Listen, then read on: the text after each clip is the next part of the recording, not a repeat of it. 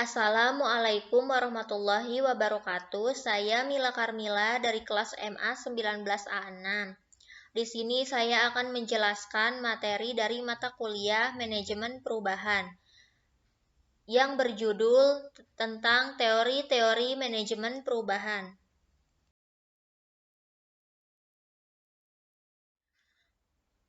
Pengertian: manajemen perubahan yaitu suatu proses secara sistematis dalam menerapkan pengetahuan, saran, dan sumber daya yang diperlukan untuk mempengaruhi perubahan pada orang yang akan terkena dampak dari proses tersebut.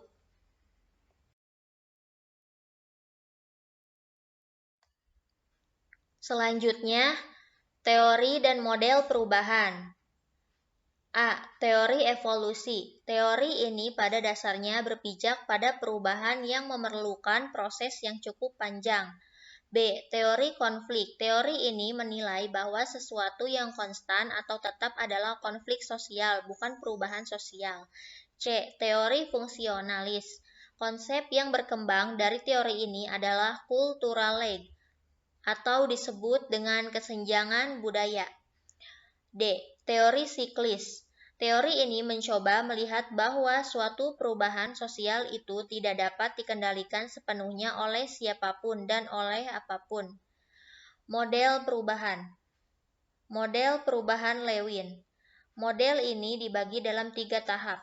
Ke-1, pencarian, atau disebut dengan unfreezing, merupakan tahap pertama yang fokus pada penciptaan motivasi untuk berubah.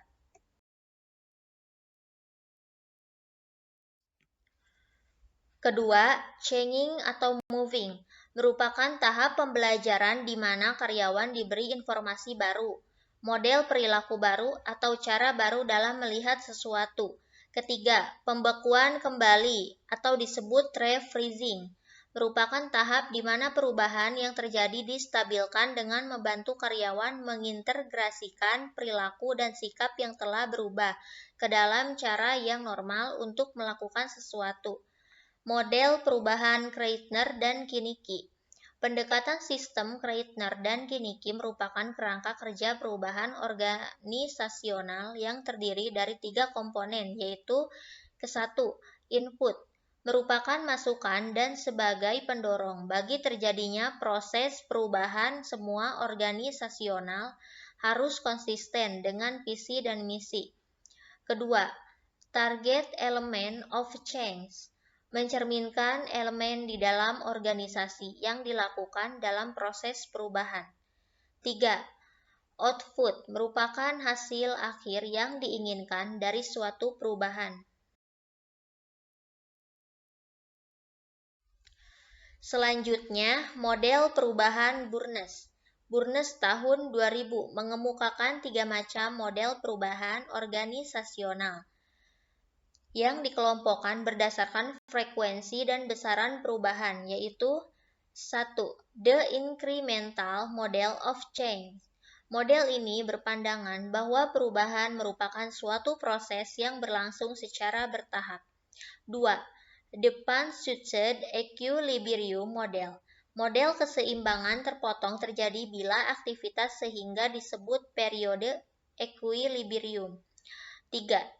The Continuous Transformation Model. Model transformasi berkelanjutan merupakan model perubahan yang bertujuan untuk menjaga organisasi agar tetap survive dengan mengembangkan kemampuan untuk mengubah dirinya secara berkelanjutan.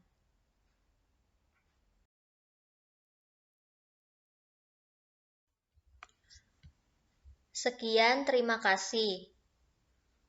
Mohon maaf bila ada salah kata yang saya ucapkan. Wassalamualaikum warahmatullahi wabarakatuh.